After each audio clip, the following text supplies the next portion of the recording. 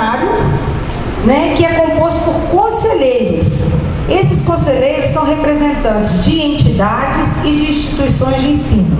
Instituições de ensino são as escolas que têm os cursos, né, da área tecnológica. E as entidades de classe, né? No caso, eu aqui represento o Sindicato dos Engenheiros de Minas Gerais, bem como o meu colega aqui também, né? Mas existem outros sindicatos, tem o Sintec, que é o Sindicato dos Técnicos, né? Temos outras entidades, temos outros sindicatos, temos associações, clubes, né, da área tecnológica. Então, somente estas entidades, essas instituições, profissionais que são filiados a essas entidades, é que têm o direito, né, de pleitear, né, de concorrer ou ser indicado para uma vaga no Conselho Federal. A presidência também, o nosso presidente, ele é eleito, né, por voto, pelo nosso voto, nós podemos escolher o presidente do Conselho e temos também comissões.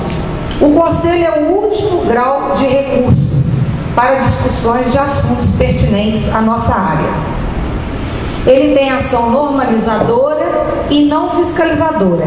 Apenas ele fiscaliza os CREAs, Conselhos Regionais, né? Mas ele não fiscaliza o profissional.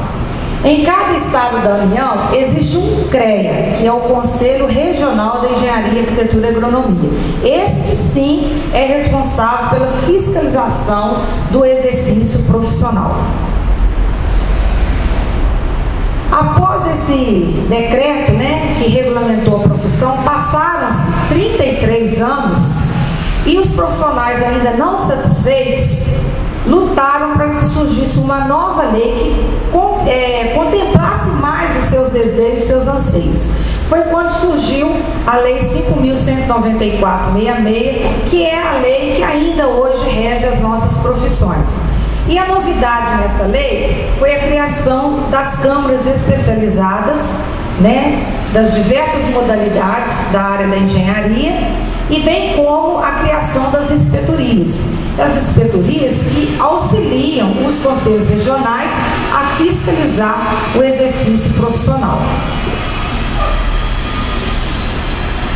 O que vem a ser o CREA Minas Gerais?